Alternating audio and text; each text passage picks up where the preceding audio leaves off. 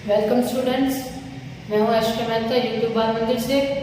और आज मैं आपको व्यवसाय अधिनियम पार्ट 3 में उदारीकरण, निजीकरण एवं वैश्वीकरण के बारे में समझा रही हूँ। जिसमें उदारीकरण जो है, मैंने आपको पहले ही बताया था कि उदारीकरण का मतलब क्या होता है। उदारीकरण का मतलब होता है कि भारतीय व्यवसाय और उद्योग को प्रतिबंधों से मुक्त कराना, जो अनावश्यक प्रतिबंध है उनसे मुक्त कराना ही लिबरलाइजेशन या उदारीकरण होता है। उदारीकरण को हम दूसरे शब्दों में जो इंग्लिश में लिबरलाइजेशन भी कह सकते हैं। इसका मतलब ही यही होता है कि स्वतंत्रता, यानी भारत में जितने भी उद्योग और व्यवसाय जो 1991 से पहले जिस पर सरकार के अनावश्यक प्रतिबंध हुआ करते थे, छोटी से छोटी बात भी सरकार की परमिशन के बाद ही की जाती थी व्यवसाय में, वो सारे जो प्रतिबंध थे 1991 की पॉलिसी के बाद हटा दिए गए। यानी जितने भी अनावश्यक यानी बिना जरूरत के प्रतिबंध लगा रखे थे, वो सारे प्रतिबंध हटा दिए गए। इनमें क्या प्रतिबंध हटाए थे? पहला प्रतिबंध लाइसेंस। कुछ क्षेत्रों को छोड़कर बाकी सारे उद्योगों में सरकार के लाइसेंस की इस पॉलिसी के बाद आवश्यकता नहीं थी। यानी कोई भी जो भी व्यक्ति अगर बिजनेस करना चाहता है तो उसे सबसे पहले सरकार के पास जाकर लाइसेंस लेने की आवश्यकता नहीं है, वो अपनी मर्जी से बिजनेस कर सकता है। दूसरा, वो कोई भी वस्तु बना सकता है। और तीसरा, उस वस्तु पर वो कोई भी मूल्य रख सकता है। इसके लिए भी उसे सरकार की परमिशन लेने की जरूरत नहीं है। वस्तु एवं सेवाओं को एक जगह से दूसरी जगह भी वो लेके आ सकता है। उसके लिए भी जो भी प्रतिबंध थे वो भी हटा दिए गए। टैक्स की रेट जो है वो कम कर दी गई, ताकि जो व्यक्ति है हमारे इंडिया में, जो भी व्यक्ति रहते हैं या जो भी बिजनेसमैन बनना चाहते हैं, टैक्स की रेट कम होगी तो वो ज्यादा आकर्षित होंगे व्यवसाय करने के लिए। क्योंकि अगर टैक्स की रेट ज्यादा होती है तो उनको प्रॉफिट नहीं होता है। आधे से ज्यादा टैक्स तो उन्हें गवर्नमेंट को देना पड़ता है, तो उनके प्रॉफिट बहुत कम बचता था। इसलिए लोग व्यवसाय नहीं करना चाहते थे। लेकिन जैसे टैक्स रेट कम हुई तो लोग ज्यादा आकर्षित होने लगे व्यवसाय करने के लिए। तो टैक्स रेट कम कर दी गई, ये भी एक फायदा हुआ इस उद्योग का 1991 की पॉलिसी के बाद। उसके बाद जो आयात निर्यात है, एक्सपोर्ट इम्पोर्ट है, उस पर जो भी ड्यूटीज लगती थी, यानी जो भी टैक्स लगते थे और जो भी प्रतिबंध थे, वो भी काफी हद तक हटा दी गई, ताकि जो बिजनेसमैन है वो आराम से अपनी चीजों को बाहर विदेश में बेच सके और विदेशों से कोई चीज मंगवानी हो तो मंगवा सके। तो इस पर भी जो सारे प्रतिबंध थे वो हटा दिए गए।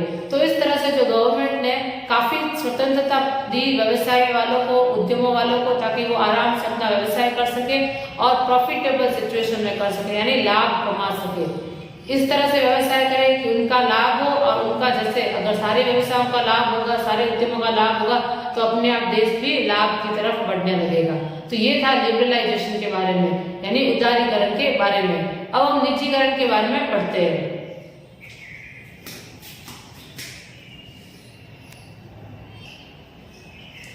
निजीकरण का मतलब है निजी क्षेत्र की भूमिका में बढ़ोतरी करना तथा सार्वजनिक क्षेत्र की भूमिका को कम करना। निजी क्षेत्र का यह मतलब है कि गवर्नमेंट ने 1991 की या 1991 की पॉलिसी के बाद जो जहाँ पे सार्वजनिक क्षेत्र थे, यानी जो कंपनियां, जो संस्थाएं सरकार के अंडर आती थी, वो सरकार ने प्राइवेटाइजेशन कर दिया उसका, यानी निजीकरण को सौंप दिया, निजी क्षेत्र को सौंप दिया। ऐसा करने की क्या जरूरत पड़ी? क्यों निजीकरण करने की जरूरत पड़ी? क्योंकि पहले जो सार्वजनिक क्षेत्र के अंदर जो कंपनियां आती थी वो काफी लॉस में चल रही थी। सरकार जो है उनको लाभदायक सिचुएशन में ला ही नहीं पा रही थी। वहां के कर्मचारियों से भी वो अपने हिसाब से काम नहीं करवा पा रही थी। आप भी देखते होंगे कि सरकारी जो दफ्तर होते हैं, जो सरकारी कर्मचारी थे, वो किस तरह से कार्य करते हैं। जो फाइल्स है वो पेंडिंग्स पड़ी रहती है, फाइलों में ढोल लग जाते हैं, लेकिन काम पूरा कभी होता ही नहीं है। वो आराम से धीरे धीरे काम करते हैं। लेकिन एक प्राइवेट सेक्टर में आप जाके देखोगे तो वहां के कर्मचारी जो है अपना काम सही समय पर पूरा कर लेते हैं, क्योंकि उन्हें नौकरी से जाने का डर होता है, नौकरी हटने का डर होता है। जबकि ऐसा सार्वजनिक क्षेत्रों में, सरकारी क्षेत्रों में नहीं होता। सरकारी क्षेत्रों में जो कर्मचारी एक बार लग गया तो उनको नौकरी से नहीं निकाला जाता, और इस वजह से उन कर्मचारियों में कोई भी डर नहीं रहता काम को सही समय पर पूरा करने का। ऊपर से वो और ज्यादा आलसी हो जाते हैं और जो काम से पूरा करना चाहिए नहीं करते, इस वजह से सार्वजनिक क्षेत्र जो है लॉस में चले जाते हैं। क्योंकि प्राइवेट सेक्टर में जो कर्मचारियों को अपने ऊपर बॉस का डर होता है, नौकरी से हटाने का डर होता है, इस वजह से वो हमेशा ही सही समय पर कार्य पूरा करने की कोशिश करते हैं। और जो लोग कार्य पूरा सही समय पर नहीं करते या अच्छे से नहीं करते, उनको वो उनका बॉस जो है निकाल देता है। तो ये प्राइवेट सेक्टर की हालत है। तो इसीलिए प्राइवेट सेक्टर हमेशा प्रॉफिट की सिचुएशन में चलते हैं, जबकि सार्वजनिक क्षेत्र हमेशा यानी जो सरकारी कंपनियां होती है हमेशा लॉस की सिचुएशन में चलती है। तो उस समय निजीकरण करने का यही मतलब था कि जो कंपनियां लॉस में चल रही है, जो सरकार के अंदर जो कंपनियां आ रही है जो लॉस में चल रही है, उनको भी लाभदायक बनाया जाए, इसलिए उनका निजीकरण कर दिया गया, यानी उन कंपनियों को प्राइवेट सेक्टर को सौंप दिया गया। अब सरकार ने निजीकरण के ये कदम उठाए। अब क्या कदम उठाए? सार्वजनिक क्षेत्र के लिए विनिवेश की नीति अपनाई। सार्वजनिक क्षेत्र के लिए विनिवेश यानी डिसइन्वेस्टमेंट जिसे कहते हैं, यानी कहीं पे भी जो विनिवेश का मतलब होता है, कहीं पे हमारा इन्वेस्टमेंट लगा है तो वहां से अपना इन्वेस्टमेंट वापस ले लेना, यानी कहीं पे अगर हमने पैसे लगा रखे हैं, निवेश कर रखा है, तो उस जगह अपना पैसा वापस ले लेना, इसको ही कहते हैं विनिवेश। तो सरकार ने जहां जहां सार्वजनिक क्षेत्रों में सरकार के पैसे लगे हुए थे, वहां से अपने जो भी निवेश लगा हुआ था उन सारे निवेश को वापस ले लिया और उस जगह प्राइवेट सेक्टर को सौंप दिया। वहां पे प्राइवेट सेक्टर वाले उद्यमियों के पैसे लगा दिए गए, यानी अपना निवेश हटाकर वहां पर प्राइवेट सेक्टर के उद्यमियों को मौका दिया गया ताकि वो कंपनियों को चला सके। तो सरकार ने पहले निजीकरण करने के लिए पहला कदम ये उठाया कि विनिवेश की नीति अपनाई, यानी अपना निवेश जो है वापस ले लिया सार्वजनिक क्षेत्रों से। घाटे में चल रही बीमार इकाइयों को औद्योगिक एवं वित्तीय पुनर्संरचना बोर्ड को सौंपने का निर्णय लिया। ऐसी कंपनियां या ऐसी संस्थाएं जो घाटे में चल रही है, जो बीमार है, बीमार का मतलब यहाँ पे जो घाटे में चल रही है, काफी समय से लॉस में चल रही है और उसको सुधारना बहुत जरूरी है। अगर उसको नहीं सुधारा गया तो वहाँ के कर्मचारी, हो सकता है अगर जब भी कोई कंपनी बंद होती है तो वहाँ के कर्मचारी सारे एक साथ बेरोजगार होते हैं। इसलिए किसी भी कंपनी को बंद करने से पहले कोई भी गवर्नमेंट 100 बार सोचती है, क्योंकि एक साथ 100 से ज्यादा लोग बेरोजगार हो जाएंगे। इसलिए जो भी बीमार चल रही कंपनियां थी या बीमार चल रही इकाइयां थी, उनको उन्होंने BIFR बोर्ड को सौंप दिया ताकि वो उस कंपनियों को सही लेवल पर ला सके। जो लॉस में जा रही है, जो घाटे में जा रही कंपनियां, उनको प्रॉफिट की स्थिति में ला सके। वहां से कर्मचारियों से अच्छा काम करवाए, वहां की वस्तु अच्छी बनवाए, अच्छी वस्तु बनेगी तो अच्छी वस्तु बिकेगी और वो प्रॉफिट की सिचुएशन में जाएगी। तो सरकार ने दूसरा निर्णय ये लिया कि जो घाटे में चल रही कंपनियां उनको BIFR बोर्ड को सौंप दिया। निजी उद्योगों में अभी बोर्ड पहले क्या करता है, इस बोर्ड का मतलब है, इस फुल फॉर्म का है बोर्ड जो वित्तीय औद्योगिक एवं वित्तीय पुनर्संरचना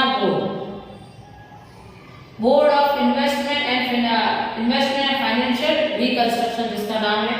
तो इस बोर्ड का यही काम है कि कोई भी लॉस में जा रही सार्वजनिक कंपनियों को यह प्रॉफिटेबल सिचुएशन में लाता है, यानी लाभदायक स्थिति में लाने का काम इसका होता है। तीसरा है निजी उद्यमों में सरकार की हिस्सेदारी 51% से कम करना ताकि स्वामित्व एवं प्रबंधन का निजी क्षेत्र को हस्तांतरित हो जाए। यहाँ कहने का मतलब है 51% से कम क्यों? अगर 100% हिस्सेदारी है, उसमें अगर 51% की हिस्सेदारी सरकार की है और 49 यानी 49% हिस्सेदारी प्राइवेट सेक्टर की है, तब भी वो क्षेत्र में चलेगी तो गवर्नमेंट की, क्योंकि वहाँ पे 51% का जिसका हिस्सा होता है चलती उसी की है, प्रबंध में भी एवं स्वामित्व में भी।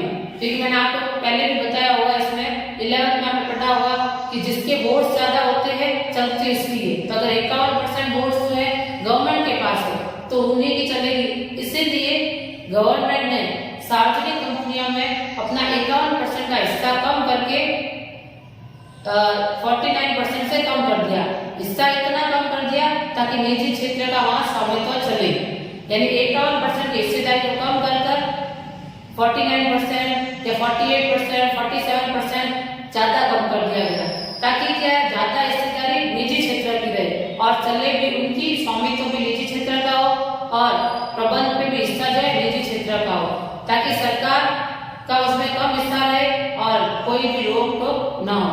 एक सार्वजनिक क्षेत्र में सरकार का हस्तक्षेप ज्यादा होता है, हर छोटी से छोटी बात में हस्तक्षेप होता है, लेकिन प्राइवेट सेक्टर में सरकार का हस्तक्षेप इतना नहीं होता है। जो मालिक होता है, जो उद्यमी होते हैं, वो अपने हिसाब से एक कंपनी को चलाते हैं और उसकी प्रॉफिट की सिचुएशन में लाते हैं।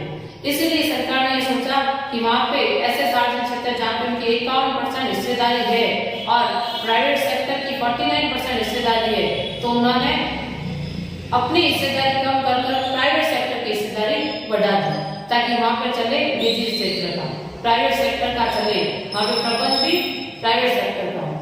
इससे क्या लाभ होगा कि वहां पे चलेगी प्राइवेट सेक्टर की, तो जो कंपनियां लॉस में जा रही है शायद वो प्रॉफिटेबल स्थिति में आ जाए और इस निजीकरण का वास्तविक फायदा होगा। ऐसे जो संस्थाएं जो लॉस में जा रही थी वो काफी संभल गई और काफी प्रॉफिटेबल सिचुएशन में आई, यानी वहां पे काफी लाभदायक स्थिति बनी और कंपनियां लाभ भी कमाने लगी। क्योंकि जो प्राइवेट सेक्टर के जो उद्यमी होते हैं वो कर्मचारियों से पहले लाभ के बारे में सोचते हैं, जबकि सार्वजनिक क्षेत्र में लाभ से पहले कर्मचारियों के बारे में सोचा जाता है। तो यही एक बड़ा डिफरेंस है कि जो प्राइवेट सेक्टर है वो लाभ के बारे में पहले सोचते हैं, तो इसलिए वो लाभ कमाने के सारे तरीके अपनाते हैं और कर्मचारियों पर एक डर बनाते हैं कि अगर वो अच्छे से कार्य नहीं करेंगे या कार्य सही समय पर पूरा नहीं होगा तो उन्हें निकाल दिया जाएगा, जबकि ऐसा सार्वजनिक क्षेत्र में नहीं होता। सार्वजनिक क्षेत्रों में या सरकारी कंपनियों में कर्मचारियों पर कोई दबाव नहीं होता कार्य को सही समय पर पूरा करने का, क्योंकि सरकारी कंपनियां जो होती है वो लाभ से पहले कर्मचारियों के बारे में सोचती है, वो कर्मचारियों को कभी भी बाहर नहीं निकालती है, भले कंपनी लॉस में जा रही है। इसलिए उस समय सरकार ने 1991 में यही सोचा कि निजीकरण करना ही सबसे सही तरीका है, ताकि व्यवसाय अच्छे से हो सके और देश का भी आर्थिक विकास हो सके। क्योंकि सारे व्यवसाय, सारे उद्योगों में अगर लाभ की स्थिति बनेगी, सब लाभ कमाएंगे, तो ऑटोमेटिक देश का भी लाभ हो जाएगा। तो ये था निजीकरण से मतलब। निजीकरण का मतलब मैंने आपको पहले बता दिया, यानी प्राइवेटाइजेशन करना, यानी सरकारी जो सार्वजनिक क्षेत्र है उसको निजीकरण में निजी क्षेत्र में कन्वर्ट करना, बदल देना। यानी सरकार अपने हिस्से जो है जो सार्वजनिक क्षेत्र है या सरकारी कंपनियां उससे निकालती है और वहां पे प्राइवेट सेक्टर के दरवाजे ओपन किए। अब इसके 2-3 एग्जाम्पल भी मैं आपको बता देती हूँ। पहला एग्जाम्पल है एयरपोर्ट्स।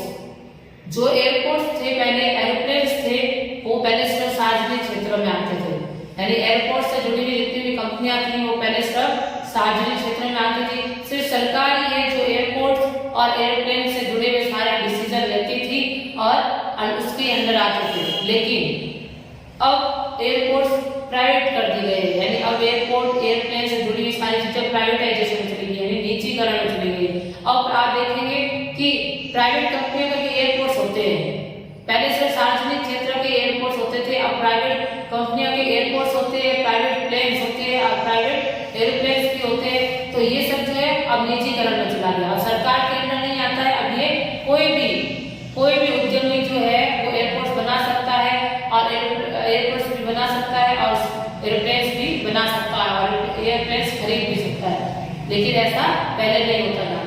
दूसरा आप एग्जाम्पल देखो बस का। पहले बस की सारी सर्विस और बस स्टैंड सब सरकारी क्षेत्र के अंदर आते थे, लेकिन आज बसों को भी प्राइवेटाइजेशन में डाल दिया गया है, यानी निजीकरण में डाल दिया गया है। अब प्राइवेट बसें भी चलती है और सरकारी बसें भी चलती है, दोनों को जो ये कस्टमर की मर्जी है कि वो किस बस में चढ़ना चाहते हैं, लेकिन निजी क्षेत्र की बसें चल रही है और सार्वजनिक क्षेत्र की भी बसें चल रही है। तो यहाँ पे भी सरकार ने निजीकरण कर दिया, यानी सारी चीजें प्राइवेट वालों को दे दी। अभी तक जो है रेलवे प्राइवेट नहीं किया गया है, क्योंकि रेलवे, लेकिन इसका भी मुद्दा चल रहा है, लेकिन रेलवे को प्राइवेट नहीं किया जाना चाहिए, यही सही रहेगा। क्योंकि अगर प्राइवेट क्षेत्र का एक नुकसान ये भी होता है कि अगर कोई सारी चीजें प्राइवेट कर दी तो जो उद्यमी होंगे वो अपने बारे में सोचकर प्राइस ज्यादा रखेंगे और ज्यादा लाभ कमाएंगे, वस्तु के जो है प्राइस ज्यादा रखेंगे, मनमाने दाम रखेंगे, जिस पर सरकार का फिर कोई कंट्रोल नहीं होगा और कस्टमर का शोषण कर सकते हैं।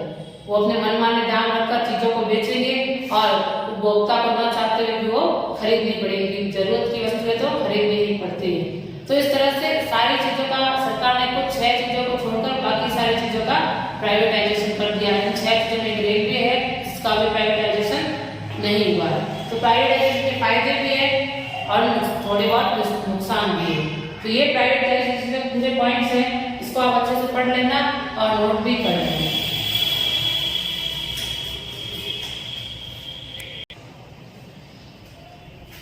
तो अब अगला है वैश्वीकरण। वैश्वीकरण का मतलब होता है ग्लोबलाइजेशन, और इस वर्ड से पहले मैं इसका मतलब आपको बता चुकी हूँ कि पूरे विश्व को एक गांव की तरह मानना, यानी चीजों का जो आदान प्रदान है वो आराम से हो जाना, जो संदेश है वो आराम से एक दूसरे देश तक पहुंचाना, एक देश से दूसरे देश तक चीजें का आदान प्रदान, लेन देन होना एवं टैक्स रेट कम रखना, एक जगह से दूसरी जगह का लोगों का आना जाना। तो इस तरह से ये पूरा वैश्वीकरण आने से क्या होगा कि जो व्यवसाय है या जो उद्यम है वो बहुत ज्यादा सरल हो जाएगा। जो उद्यमी है वो सिर्फ एक देश में ही सिमट कर नहीं रह जाएंगे, वो पूरे विश्व में फैल सकते हैं। आज आपने देखा होगा कि बहुत सारी मल्टीनेशनल कॉर्पोरेशंस होती है, जो एमएनसी कंपनियां होती है बड़ी बड़ी, वो अलग अलग देशों में जाकर कार्य करती है। अगर ग्लोबलाइजेशन या वैश्वीकरण होता ही नहीं तो क्या वो दूसरे देशों में काम कर पाती? उनका काम करना बहुत ज्यादा मुश्किल हो जाता है। आज इंडिया की भी बहुत सारी कंपनियां जो विदेशों में कार्य करती है, अलग अलग विदेशों में अलग अलग देशों में कार्य करती है और पैसे कमाती है। अगर इंडिया में वैश्वीकरण आता ही नहीं तो वो कंपनियां कभी विदेशों में जा ही नहीं पाती और लाभ नहीं कमा पाती।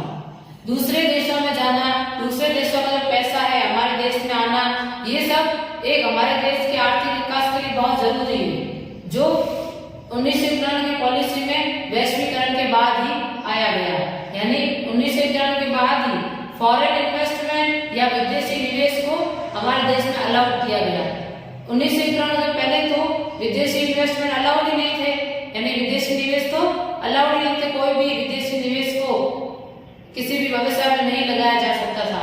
लेकिन नई पॉलिसियों के बाद विदेशी निवेशों का भी स्वागत किया गया, उन्हें भी यहाँ के व्यवसायों में, यहाँ के व्यवसायों में पैसा लगाने के लिए परमिशन दी गई सरकार के द्वारा, और यहाँ के उद्यमी भी विदेशी कंपनियों पर पैसा लगा सकते थे। ये भी, इस पर भी जो प्रतिबंध थे सारे हटा दिए गए और यहाँ पे भी स्वतंत्रता दे दी गई कि हमारे यहाँ की कंपनियां भी विदेशों में पैसा लगा सकती है और यहाँ की कंपनियां भी विदेशों में जाकर कार्य कर सकती है। तो इसका वैश्वीकरण का अर्थ है विश्व की विभिन्न अर्थव्यवस्थाओं का एकजुट हो जाना, यानी विश्व की जो विभिन्न अर्थव्यवस्था है, जो भी अर्थव्यवस्था है उसका एकजुट हो जाना, यानी सारे विदेशों का एकजुट एक साथ व्यवसाय करना बिना रोक टोक के। जैसे एक गांव दूसरे गांव से कैसे व्यवसाय करता है, बिल्कुल वैसे एक देश दूसरे देश के साथ व्यवसाय करे और लाभ कमाए। नई नीतियां वैश्वीकरण के संबंध में, कौन सी नई नीतियां लागू की गई वैश्वीकरण में? आयात को उदार बनाना, सरकार द्वारा आयात करने पर प्रतिबंध हटा दिए गए। पहले आयात तक इम्पोर्ट, जब भी विदेशों से चीज मंगाई जाती थी तो उस पर भारी भरकम टैक्स होता था, यानी बहुत ज्यादा टैक्स होता था। जितनी वस्तु की मूल्य नहीं होती थी उससे डबल तो टैक्स होता था। तो लोग जो है बाहर से चीजें नहीं मंगा पाते थे और बाहर से चीजें मंगवाने में उन्हें काफी रोक टोक होती थी, यानी प्रतिबंध लगा रखते थे कौन सी चीज मंगवा सकते हैं, और जो भी चीज मंगवाते थे उस पर भी भारी टैक्स लगा देते थे, गवर्नमेंट के द्वारा लगाया जाता था ताकि लोग बाहर से विदेशों से कोई चीज मंगवा ही न सके। लेकिन ऐसा नई नीतियों के बाद जो भी आयात पर टैक्स थे या जो भी प्रतिबंध थे वो हटा दी गई, यानी जो भी रोकथाम थी वो हटा दी गई। उसके बाद सबको फ्रीडम मिल गई कि वो बाहर से कुछ भी इंपोर्ट कर सकते हैं या बाहर से कुछ भी आयात कर सकते हैं, बाहर से विदेशों से कोई भी चीज मंगवा सकते हैं बिना सरकार की परमिशन के, और इस पर सारे रोक टोक हटा दी गई। तो कोई भी व्यवसाय जो है जिन्हें नई टेक्नोलॉजी या नई मशीनों की आवश्यकता होती है वो आज बाहर से सीधा इंपोर्ट नई मशीनों को कर लेता है ताकि उनका व्यवसाय और अच्छे से अच्छी वस्तु बना सके और ज्यादा धन कमा सके और देश के लोगों को भी अच्छी से अच्छी टेक्नोलॉजी की वस्तु दे सके। लेकिन ऐसा पहले नहीं होता था, पहले मशीनों का मंगवाने पर प्रतिबंध था और देश के ही वस्तु चीज यूज करनी थी। इसका भी एक कारण था ताकि क्या विदेशी लोग हमारा पैसा यूज न कर ले, विदेशी लोग हम पे हावी ना हो जाए। ये भी कारण था कि दूसरे देशों से अगर हम चीजें मंगवाएंगे तो हमारे देश की चीजें कौन खरीदेगा, यहाँ के लोगों का भी लॉस होगा। इसलिए पहले गवर्नमेंट ने प्रतिबंध लगाए थे, लेकिन फिर देखा कि यहाँ की कंपनियां लॉस में जा रही है, इसलिए फिर सारे प्रतिबंध हटा दिए गए। तो जो आयात पे जो प्रतिबंध लगाए थे कि बाहर से कुछ मंगवा नहीं सकते, फिर वो प्रतिबंध हटा दिए गए ताकि बाहर से लोग चीजें मंगवाए, यहाँ पर मशीनें मंगवाए और यहाँ पे अच्छे से अच्छा उत्पादन कर सके। कर को कम करके निर्यात में वृद्धि करना। कर को यानी टैक्स को कम कर दिया। इंपोर्ट एक्सपोर्ट पर, एक्सपोर्ट यानी निर्यात।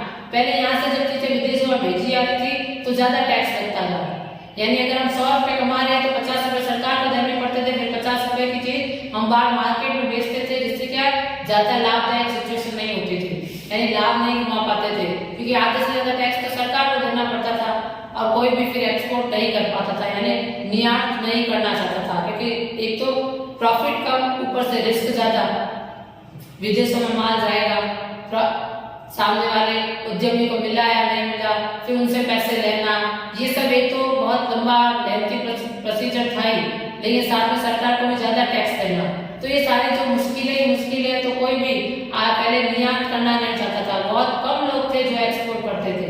लेकिन बाद में देखा गया कि अगर एक्सपोर्ट नहीं करेंगे तो विदेशी रुपया हमारे देश में आएगा कैसे, यानी डॉलर देश में कैसे आएगा। हम डॉलर एक विदेश इंटरनेशनल लेवल पर आप देखेंगे तो डॉलर ही चलता है, और हमारे देश में अगर डॉलर ही नहीं है तो हम विदेशी चीजें खरीदेंगे कैसे। इसलिए फिर जो निर्यात पर जितने भी टैक्स थे वो सारे टैक्स हटा दिए गए और लोगों को ज्यादा प्रोत्साहित किया जाने लगा कि वो ज्यादा से ज्यादा निर्यात करे, यानी ज्यादा से ज्यादा एक्सपोर्ट करे, ताकि हमारे देश को डॉलर मिल सके, डॉलर में पैसा मिल सके। विदेशी विनिमय के संबंध में सुधार करना था। विदेशी विनिमय यानी जिसमें अभी आपको फॉरेन इन्वेस्टमेंट के बारे में बताया कि पहले जो फॉरेन इन्वेस्टमेंट अलाउड नहीं था, लेकिन नई नीतियों के हिसाब से या नई नीतियों के बाद फॉरेन इन्वेस्टमेंट को भी अलाउड कर दिया गया। अब कोई भी विदेशी व्यक्ति, विदेशी उद्यमी, विदेशी कंपनी हमारे यहाँ आकर पैसा लगा सकती है, हमारी कंपनियों के भी शेयर्स खरीद सकती है, और हमारे यहाँ के लोग भी विदेशों में जाकर उनकी कंपनियों के शेयर्स खरीद सकते हैं। अब सरकार का इस पर कोई रोक टोक नहीं है। यह विदेशी विनिमय भी इसलिए लागू किया गया ताकि हमारे देश को थोड़ा पैसा मिल सके। जहाँ 1991 के समय जो स्थिति खराब थी, उस स्थिति को संभालने के लिए ये जरूरी था कि विदेशी कंपनियां आकर हमारे यहाँ पैसा लगाए और हमें डॉलर में पेमेंट करे, ताकि अगर हमारे देश के पास डॉलर आएगा तो वो कुछ और चीजें भी दूसरे देशों से खरीद पाएगी। अगर डॉलर नहीं होगा तो एक्सचेंज करने में प्रॉब्लम होगी, क्योंकि रुपया तो सिर्फ हमारे देश में चलता है, बाकी विदेशों में तो हमें कुछ भी खरीदना बेचना हो तो डॉलर में खरीद सकते हैं। इसलिए यहाँ पे जो भी एक्सपोर्ट पर या जिसे आप निर्यात कहते हो उस पर सारे टैक्स हटा दिए गए और विदेशी विनिमय को भी अलाउड कर दिया गया, यानी फॉरेन इन्वेस्टमेंट का भी स्वागत किया गया। अब वैश्वीकरण से ये 3 पॉइंट्स थे जो वैश्वीकरण के संबंध में नई नीतियों से जुड़े हुए हैं। जो पहला पॉइंट मैंने बताया कि आयात के सारे प्रतिबंध हटा दिए गए, दूसरा है टैक्स को कम कर दिया गया, और तीसरा है विदेशी विनिमय के संबंध में भी सुधार किया गया है, यानी विदेशी विनिमय को भी अलाउड किया गया। अब वैश्वीकरण से विश्व अर्थव्यवस्था के विभिन्न देशों में पारस्परिक लेन देन तथा एक दूसरे पर निर्भरता में वृद्धि होगी। जब ग्लोबलाइजेशन आएगा या वैश्वीकरण जब आएगा तो उसे लेन देन में सरलता हो जाएगी, आराम से एक देश दूसरे देश से चीजें एक्सचेंज कर सकता है। हमारे यहाँ के लोग जो बैठे बैठे विदेशों से चीजें मंगवा सकते हैं। आज आप लोग मंगवाते भी होंगे विदेशों से, बहुत सारे लोग मोबाइल फोन्स मंगवाते हैं, लैपटॉप्स मंगवाते हैं, और भी बहुत सारी मशीनें होती है वो विदेशों से मंगवाते हैं। आप एक सिर्फ फोन पे भी बुक कर लेते हो और चीज आपके घर पे आ जाती है। तो ये इसमें अब सरकार का कोई प्रतिबंध है ही नहीं कि आप विदेशों से कुछ भी मंगवा सकते हो। तो ये वैश्वीकरण की वजह से हुआ है कि आज घर बैठे आप विदेशों की चीज मंगवाते भी हो और विदेश में रहने वाले लोगों से आप बात भी कर सकते हो। आज बात करना कितना आसान हो गया है, यहाँ के बैठे हुए लोग वहां से आराम से बात कर सकते हैं, लेकिन ऐसा पहले नहीं हुआ करता था। पहले विदेश में रह रहे लोगों से बात करने के लिए भी सरकारी दफ्तरों में परमिशन लेनी पड़ती थी, लेकिन आज इतना आसान हो गया है कि विदेशों से कोई वस्तु मंगवा भी सकते हैं, भेज भी सकते हैं, वहाँ के लोग यहाँ आ सकते हैं आराम से, और यहाँ के लोग भी वहां से जा सकते हैं, एक दूसरे को इंफॉर्मेशन ट्रांसफर कर सकते हैं, एक दूसरे को टेक्नोलॉजी का प्रभाव भी बढ़ गया है, यानी प्रौद्योगिकी जो प्रभाव था वो भी बढ़ गया है, वस्तु का भी प्रभाव बढ़ गया है। तो इस तरह से आप जो है हर चीज में सरलीकरण हो गया है, यानी आसान हो गया है।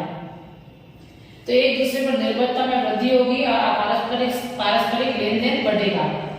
प्रौद्योगिकी में तेजी से विकास तथा सरकार की उदार व्यापार संबंधी नीति के कारण संभव हुआ है। प्रौद्योगिकी में विकास यानी टेक्नोलॉजी में डेवलपमेंट क्यों हुआ है? टेक्नोलॉजी में डेवलपमेंट या विकास क्यों हुआ है? क्योंकि सरकार ने जो नई नीतियां लागू की, इस वजह से अब कोई भी उद्यमी बाहर से आराम से टेक्नोलॉजी ले सकता है। जो नई नई टेक्नोलॉजी आ रही है विदेशों में, उसका फायदा उठा पा रहा है। इस वजह से आज इतना विकास हो पा रहा है। तो वैश्वीकरण के बहुत ज्यादा फायदे हुए सर यहाँ पे। इस देश को, भारत देश को भी वैश्वीकरण के बहुत ज्यादा फायदे हुए कि बाहर में जो अच्छी टेक्नोलॉजी चल रही थी, जो लेटेस्ट टेक्नोलॉजी चल रही थी, अब हमारे यहाँ के उद्यमी, हमारे यहाँ के व्यवसाय वाले भी इसका अच्छे से फायदा उठा रहे हैं और अच्छी से अच्छी वस्तु बनाने की कोशिश कर रहे हैं। बाहर की कंपनियां आकर भी हमारे यहाँ वस्तु बना रही है, बाहर की कंपनियां भी हमारी कंपनी में पैसा लगा रही है। लेकिन इसका एक नुकसान भी हुआ कि जो बाहर के लोग यहाँ आकर काम करते हैं, यहाँ आकर पैसा कमाते हैं, तो हमारे यहाँ के जो लोग हैं वो जो चीजें बनाते हैं वो लोग कम खरीदते हैं। हम यहाँ पर जब बाहर जैसे चाइनीज प्रोडक्ट होते हैं जो सस्ते मिल जाते हैं, तो लोग चाइनीज प्रोडक्ट खरीद लेते हैं और यहाँ देश के जो लोग बनाते हैं वो नहीं खरीद पाते। तो ये छोटा सा नुकसान भी हुआ है कि देश की चीजें कम बिकने लगे और विदेशी चीज ज्यादा बिक रही है। लेकिन इसलिए आजकल आपने सुना होगा कि चाइनीज चीजों को बैन कर दिया गया है और ज्यादा जोर मेक इन इंडिया पर ज्यादा जोर रखा जा रहा है कि सरकार भी कहती है कि ज्यादा से ज्यादा चीज आप देश की चीजें खरीदें और देश में बनाई हुई चीजें खरीदें, ताकि देश जो लाभ हो वो पैसा और जो लाभ वो देश में ही रह जाए। क्योंकि विदेशी कंपनियां तो लाभ कमा के विदेशों में चली जाती है, सारा पैसा लेके चली जाती है, तो यहाँ के लोगों का क्या फायदा? अगर हम यहीं कमाएंगे तो यहाँ कमाया हुआ पैसा भी हमारे देश में ही रहेगा। इसलिए ग्लोबलाइजेशन के फायदे भी हुए, लेकिन थोड़े बहुत नुकसान भी है। लेकिन ग्लोबलाइजेशन करने का मेन फायदा ये है कि टेक्नोलॉजी का आदान प्रदान हो रहा है और वस्तु का लेन देन आराम से हो रहा है। तो हर चीज के फायदे और नुकसान तो होते ही है, लेकिन ग्लोबलाइजेशन की वजह से देश की स्थिति काफी संभल गई। 1991 में जो बिगड़ी हुई थी, जो अर्थव्यवस्था ऊपर नीचे हो गई थी, वो काफी संभल गई और देश काफी अच्छे से हैंडल कर लिया गया इस सारी सिचुएशन को। और आज देश प्रॉफिटेबल सिचुएशन में चल रहा है, जो कि कोरोना स्थिति में वापस थोड़ा अर्थव्यवस्था हिल गई है, लेकिन वो भी काफी हद तक सही हो ही जाएगी। तो ये तीन इसके थे तत्व अर्थव्यवस्था के। लिबरलाइजेशन, इस नीति के तीन तत्व थे। लिबरलाइजेशन यानी उदारता, दूसरा उदारीकरण, दूसरा है निजीकरण, तीसरा है वैश्वीकरण। इन तीनों के माध्यम से ये नई नीतियां अपनाई गई 1991 के बाद और इन नई नीतियों ने भारत के उद्यम पर, भारत के व्यवसाय पर काफी अच्छा प्रभाव डाला है।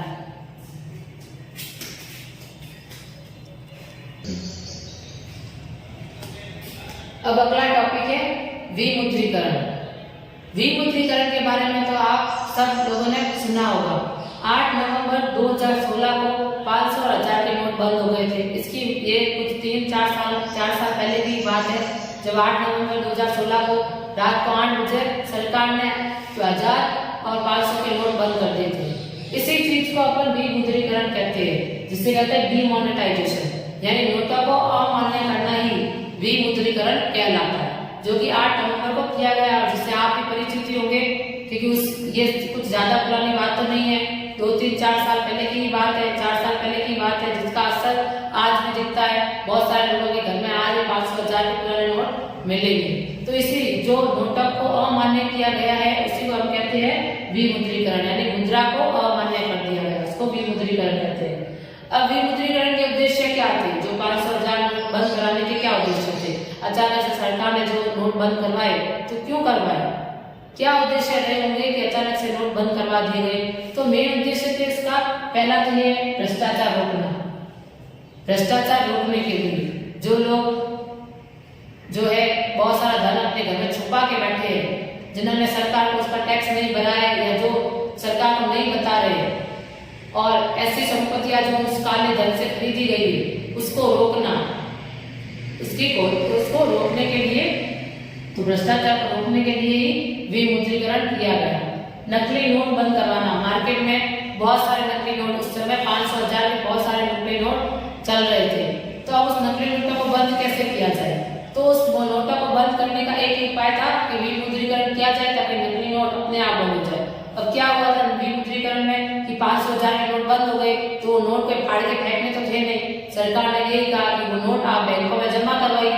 तो जैसे हम बैंकों के पास वो जमा कराने गए, जो भी नकली नोट होते हैं वो अपने आप ही सामने आ कौन से नकली नोट है और कौन से नहीं। और जिनके पास नकली नोट है या जो नकली नोट छापते हैं वो तो उनके तो किसी काम के नहीं रह गए होंगे वो नोट, उनको तो जलाने पड़े। आपने भी सुना होगा कि बहुत सारे बंडल्स में नोट लोगों ने जलाए क्योंकि वो नकली थे, क्योंकि वो बैंकों के पास नहीं लेके जा सकते, पुलिस तभी उन्हें राष्ट्र में लेने थी। इसीलिए नकली नोटों को रोकने के लिए भी यह विमुद्रीकरण किया गया है।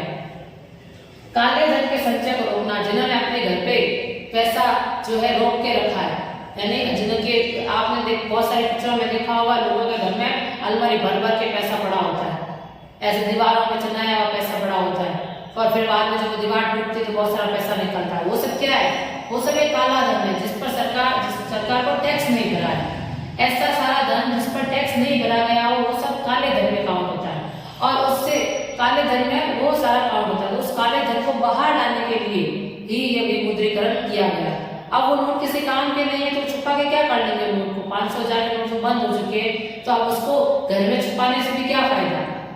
या तो उन लोगों ने उस नोट को जला दिए होंगे या फिर सरकार के सामने रख दिए होंगे, सरकार को बता दिए होंगे, और आज जो भी टैक्स भरना था उन पैसों पर टैक्स भरा होगा, काले धन को खत्म कर दिया गया। तो इसके तीन ही मेन उद्देश्य थे विमुद्रीकरण के, तो भ्रष्टाचार रोकना, दूसरा नकली नोटों को बंद करना, और तीसरा था काले धन को संचय करना, यानी काले धन को इकट्ठा करना। जिन्होंने भी काला धन इकट्ठा कर रखा होगा नोट बंद होने की वजह से, उन सबको अपना काला धन सामने लाना पड़ा सरकार के सामने और टैक्स भरना पड़ा। तो ये इसीलिए किया गया था।